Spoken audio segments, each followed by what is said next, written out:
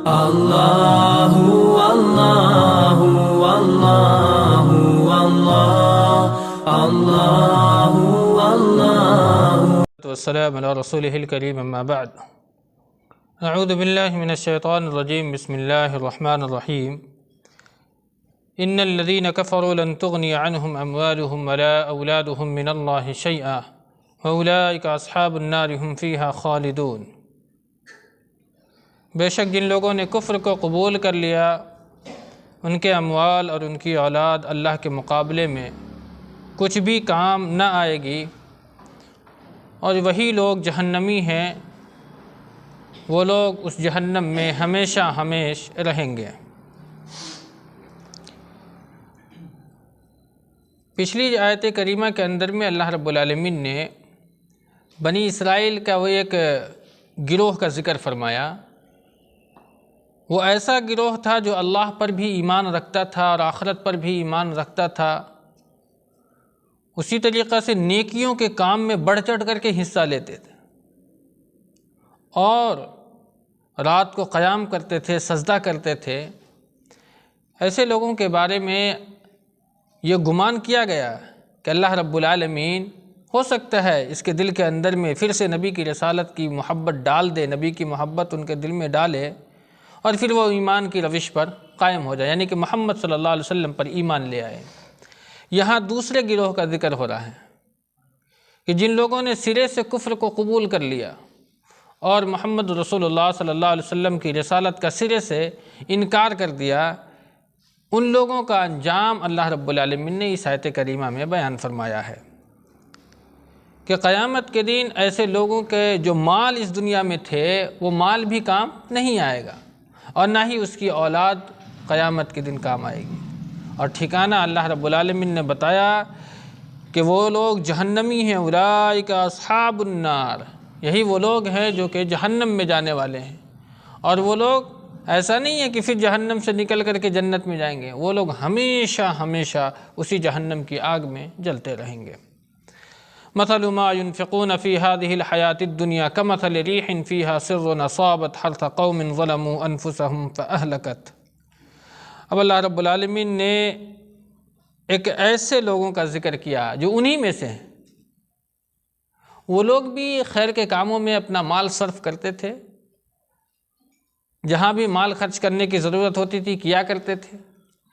کچھ ایسے اشخاص ہوتے ہیں جو تالیف قلب کے لیے غیر مسلموں کو زکوٰۃ دیتے ہیں، اور اللہ رب العالمین نے بھی اس کی اجازت دی ہے۔ زکوٰۃ کے جو مصارف ہیں وہ 8 ہیں، اس میں ایک مصرف تالیف قلب ہوتا ہے۔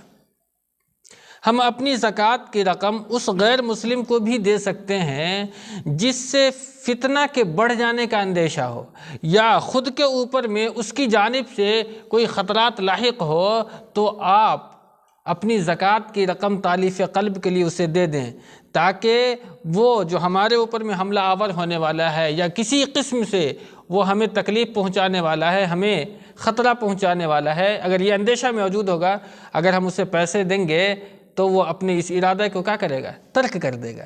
یہ ہے تالیف قلب۔ اپنی جانب آنے والے خطرات سے بچنے کے لیے زکوٰۃ کی رقم آپ وہاں بھی خرچ کر سکتے ہیں۔ اور ایک وہ جگہ ہے جہاں انسان نئے نئے ایمان لانے والے لوگ ہیں جو ابھی اسلام میں داخل ہوئے ہیں، آپ اسے بھی زکوٰۃ کی رقم دیں تاکہ ان کی معاشی زندگی ہے وہ بہتر ہو سکے۔ اور ایک وہ ہوتا ہے جو اسلام سے متاثر ہے، تو انسان اپنی زکوٰۃ کی رقم ایسے اشخاص کو بھی دے تاکہ وہ پھر سے اسلام کو سمجھنے کے لیے اور اس میں اپنی محنت اور اپنی لگن لگائے اور اسلام میں داخل ہو جائے۔ 3 مقام ہیں جہاں تالیف قلب کے لیے اپنی زکوٰۃ کی رقم کو خرچ کیا جا سکتا ہے۔ تو یہ ایک جائز معاملہ ہے۔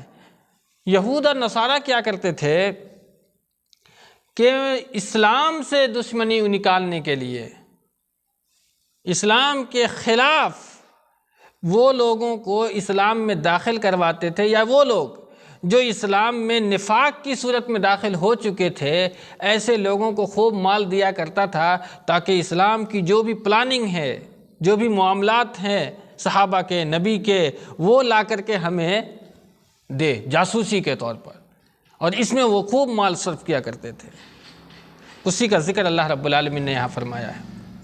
مثل ما ينفقون فی هذه الحیات الدنیا، وہ لوگ اس دنیاوی زندگی میں جو کچھ بھی خرچ کرتے ہیں اس کی مثال تیز ہوا کی ہے جس میں کڑاکے کی سردی ہو، جو ایسی قوم کی کھیتی کو جا لگے جس نے اپنے آپ پر ظلم کیا اور اس کھیتی کو وہ آگ کیا کرے، تباہ کر دے۔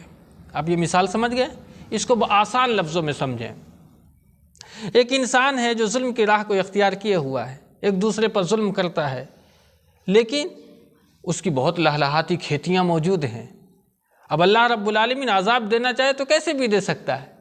اب اللہ رب العالمین نے اس ٹھنڈ کے موسم میں گیہوں کی کھیتیاں ہیں، خوب تیز آندھی لائی، خوب تیز ہوا چلا دی، اور وہ گیہوں کی جو اس کی فصل ہے اس پر پالا لگ گیا۔ اب وہ فصل کیا ہو گئی؟ خراب ہو گئی۔ اللہ فرماتا ہے یہ ہم نے نہیں کیا ہے، وَمَا ظَلَمَهُمُ اللَّهُ وَلَٰكِنْ كَانُوا أَنفُسَهُمْ يَظْلِمُونَ۔ اللہ رب العالمین نے ان کے اوپر کوئی ظلم نہیں کیا، بلکہ اسے اس کے خود کے ظلم کی وجہ سے یہ جو سزا ملی ہے یہ اس کے اپنے ہاتھوں کی کمائی۔ مَا أَصَابَ مِن مُصِیبَةٍ، جو بھی مصیبت تمہیں پہنچتی ہے فَبِمَا كَسَبَتْ أَيْدِيهِمْ، یہ تمہارے ہاتھوں کی کمائی ہے۔ تو یہاں یہ مثال دی گئی ہے کہ جس طریقے سے اس کی کھیتیوں کو اللہ رب العالمین ہوا کے جھونکے سے تباہ و برباد کر دیا، اسی طریقہ سے وہ لوگ جو اپنا مال صرف کر رہے ہیں تالیف قلب کے لیے اس بنیاد پر کہ وہ مسلمانوں کی جو بھی حرکتیں ہیں وہ ہمیں آ کر کے بتلائے اور ہم اس کے پسماندہ کرنے کے لیے، انہیں ستانے کے لیے، ان کی پلاننگ کو ناکام بنانے کے لیے پھر ہم یہاں سے ایک تدبیریں نکالنے لگے۔ اللہ رب العالمین نے فرمایا اس کی کوئی تدبیر کام مسلمانوں کے خلاف نہیں آ سکتی ہے، اللہ رب العالمین خود انہیں ہلاک فرما دے گا۔ یا ایھا الذین آمنوا لا تتخذوا بطانۃ من دونکم لا یألونکم خبالا۔ اب یہاں اللہ رب العالمین نے ایمان والوں کو اب ایک دلاسا دے، ایک سمجھا رہا ہے۔ اللہ کیا سمجھا رہا ہے؟ یہ لوگ مارے تکبر کے، کبر کی آگ میں ایسا جلا، یعنی انانیت اتنی زیادہ ہے، گھمنڈ اتنا زیادہ ہے کہ اسی بنیاد پر ان لوگوں نے محمد رسول اللہ صلی اللہ علیہ وسلم کی رسالت کو قبول نہیں کیا۔ سب سے پہلی آگ تو اس کو انانیت کی، تکبر کی تھی، اور جب یہ ایمان نہیں لائے اب اس کے اندر میں دوسری آگ بھڑکے گی، کون سی؟ حسد کی، حسد کی آگ۔ چونکہ اسلام روز بروز بڑھتا ہی جا رہا ہے، اس کی پلاننگ اور تیز جا رہی ہے، اسلام اور تیزی سے بڑھتا جا رہا ہے، تو اب اور مارے حسد کے اس کی آگ کیا ہو رہی ہے؟ بھڑک رہی ہے۔ اللہ فرماتا ہے لا تتخذوا بطانۃ من دونکم، اے ایمان والو تم غیر مسلموں کو اپنا رازدار نہ بنانا۔ کچھ ایسے اشخاص بھی ہوں گے جو آپ کے ساتھ ہوں گے، آپ کے بالکل قریب ہوں گے، لیکن ان کے دل میں ایمان نہیں ہوگا۔ اللہ فرما رہا ہے، تنبیہ کر رہا ہے، کسی کو بھی اپنی راز کی بات نہ بتانا۔ لا تتخذوا بطانہ، بطانہ کسے کہا جاتا ہے؟ لحاف کا وہ کھول جو انسان کے جسم کے بالکل قریب ہوتا ہے۔ لحاف، رجائی دو حصہ ہوتا ہے، ایک اوپر ایک نیچے، اور بیچ میں اون ہوتا ہے۔ تو نیچے والا حصہ جو انسان کے بدن پہ ہوتا ہے اس کی کوئی حقیقت نہیں ہوتی ہے انسان کی نظر میں، لیکن وہی انسان کی نظر یہ جسم کے سب سے زیادہ قریب ہوتا ہے۔ اللہ نے کہا اتنا قریب بھی اگر تمہارے پاس ایسے اشخاص ہوں انہیں بھی اپنی راز کی بات نہ بتانا۔ لا تتخذوا بطانۃ من دونکم لا یألونکم خبالا، وہ تمہیں نقصان پہنچانے میں کوئی کسر باقی نہیں چھوڑیں گے، کوئی کسر باقی نہیں چھوڑیں گے۔ وہ تو چاہتے ہیں ودوا ما عنتم قد بدت البغضاء من افواہہم، وہ تو چاہتے ہیں کہ تمہیں مشقت میں، تمہیں پریشانی میں ڈال دے، تمہیں پریشانی لاحق ہو، وہ ایسا چاہتے ہیں۔ ودوا ما عنتم قد بدت البغضاء، ان کی زبانوں سے دشمنی ظاہر ہو چکی ہے، اور ان کے سینوں نے جو چھپا رکھا ہے وہ تو زیادہ بڑی عداوت ہے۔ بدت البغضاء من افواہہم وما تخفی فی صدورہم، زبان سے ایسے لوگوں کی باتوں سے پتہ چل جاتا ہے کہ یہ آپ کے خلاف ہے یا آپ کے حق میں ہے، آپ کی بہت زیادہ چاپلوسی کرنے لگے گا، آپ کے آگے پیچھے دوڑنے لگے گا، جبکہ آپ اس سے کوئی ایسا ایکسپٹ نہیں کیے تھے، آپ انہیں ایسا سمجھ بھی نہیں رہے تھے کہ یہ شخص ہمارے لیے ہمارے آگے پیچھے اتنا کر سکتا ہے، لیکن کوئی بات آپ کے اندر سے نکلوانی مقصود ہوگی تو وہ آپ کی چاپلوسی کرے گا۔ اللہ فرماتا ہے کہ اس کی زبان سے تمام چیزیں ظاہر ہو چکی ہے، لیکن اس کے دل میں جو حسد کی آگ بھڑک رہی ہے وہ زیادہ اہمیت کی حامل ہے، اس سے بچ کے رہنا۔ وَمَا تُخْفِي صُدُورُهُمْ أَكْبَرُ قَدْ بَيَّنَّا لَكُمُ الْآيَاتِ إِن كُنتُمْ تَعْقِلُونَ۔ اللہ فرماتا ہے کہ اگر تم عقل والے ہو تو ہم نے تمہارے لیے آیتوں کو بیان کر دیا ہے۔ ہاں انتم اولئک تحبونہم ولا یحبونکم وتؤمنون بالکتاب کلہ، تم خود دیکھ لو کہ تم ان سے تو محبت رکھتے ہو اور وہ تمہیں بالکل نہیں چاہتے۔ ظاہر سی بات ہے، اوس اور خزرج کے جو لوگ بھی اللہ کے رسول صلی اللہ علیہ وسلم پر ایمان لائے تھے، بنی اسرائیل کے کیا تھے؟ یہودیوں کے کیا تھے؟ حلیف تھے، دوسروں کے درمیان محبت تھی، لین دین تھا، معاملات تھا، تجارت تھا، بہت دوستیاں تھیں۔ تو ان تمام چیزوں کی وجہ سے تم ان سے محبت تو رکھتے ہو، لیکن وہ تم سے محبت نہیں رکھتے ہیں۔ کیوں نہیں رکھتے؟ کہ تم نے محمد صلی اللہ علیہ وسلم کو اپنا نبی تسلیم کر لیا ہے۔ وَإِذَا لَقُوكُمْ قَالُوا آمَنَّا وَتُؤْمِنُونَ بِالْكِتَابِ كُلِّهِ، اور تم تو کتابوں پر ایمان رکھتے ہو، تمام کتابوں پر۔ مطلب یہ ہے کہ زبور پر، انجیل پر، اب یہ داؤد علیہ السلام کو جو کتاب ملی، زبور، انجیل، توریت اور قرآن پر بھی ایمان رکھتے ہو، لیکن یہ قرآن پر ایمان نہیں رکھتے۔ وَإِذَا لَقُوكُمْ قَالُوا آمَنَّا، اور ان کا حال یہ ہے کہ وہ جب تم سے ملتے ہیں تو کہتے ہیں کہ ہم بھی تو ایمان والے ہیں، ہم بھی تو موسیٰ کو مانتے ہیں، ہم بھی عیسیٰ کو مانتے ہیں، ہم بھی ابراہیم کو مانتے ہیں، ہم بھی تو ایمان والے ہیں۔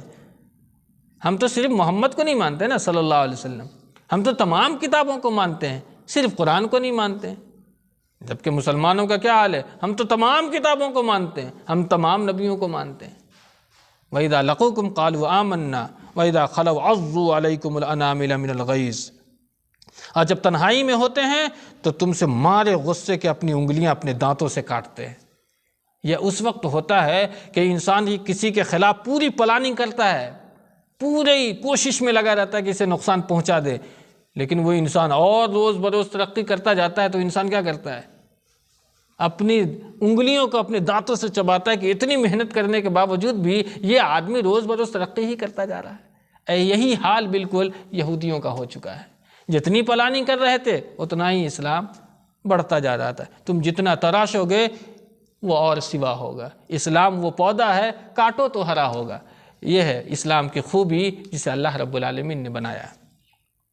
قُلْ مُوتُوا بِغَيْظِكُمْ إِنَّ اللَّهَ عَلِيمٌ بِذَاتِ الصُّدُورِ، آپ کہہ دیجئے کہ اپنے غصہ میں مرتے رہو، اللہ رب العالمین تو دلوں کی باتوں کو بھی خوب جانتا ہے۔ باری تعالیٰ سے دعا رب العالمین ہمیں آپ کو نیک عمل کی توفیق دے، آمین، وآخر دعوانا الحمدللہ رب العالمین۔